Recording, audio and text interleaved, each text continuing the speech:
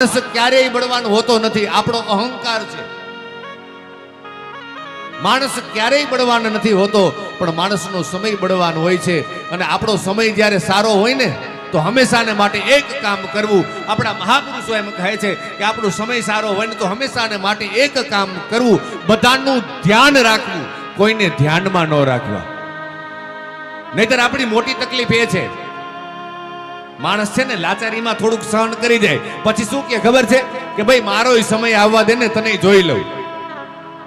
પણ સમય સારો હોય તો બધાનું ધ્યાન રાખવું, પણ કોઈને ધ્યાનમાં ન રાખવા. એક તો કલિકાલ, એમાં આપણું આયુષ્ય કેવડું, એમાં આપણો વૈભવ કેવડો, શેનો અહંકાર. ભગવાન બધું સહન કરી શકે, પોતાના ભક્તનો અહંકાર એ સહન કરી શકતા નથી. એટલે જ કીધું ને સવારની કથામાં કે ભગવાનનું એક નામ છે ગર્વગંજન. અહંકાર આવ્યો નથી, તોડ્યો નથી. આજ એ જ અર્જુનજી ધર્મરાજા યુધિષ્ઠિરને કહે છે કે મોટા ભાઈ, ભગવાન છે મને ને તમને બધાને છોડી સ્વધામ ગયા છે. હવે અહીંયા કુંતાજીની ભક્તિ જોજો. કુંતાજીને જ્યાં સમાચાર મળ્યા ને કે ભગવાન હવે આ ભૂતલ ઉપર નથી, એટલે કુંતાજી કહે છે કે ભગવાન વિનાની ધરતી ઉપર હવે રહેવાય નહીં. જ્યાં ઠાકર નથી, જ્યાં મુરલીધર મહારાજ નથી, જ્યાં દ્વારિકાધીશ ભગવાન નથી, ત્યાં હવે એ ધરતી ઉપર રહેવાય નહીં. પોતાના જમણા પગના અંગૂઠામાંથી કુંતાજીએ યોગાગ્નિ પ્રગટ કરી અને પોતાનો દેહ છે કૃષ્ણાર્પણ કરી દીધો.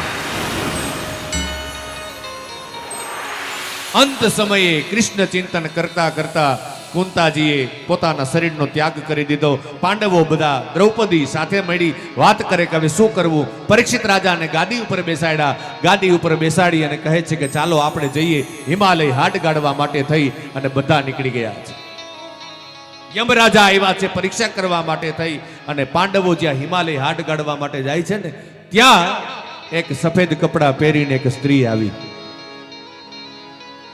ધર્મરાજા યુધિષ્ઠિરની પાસે આવી, બે હાથ જોડ્યા. ધર્મરાજા ઓળખતા નથી, પોતાની ઓળખાણ આપી. નથી ઓળખતા મને?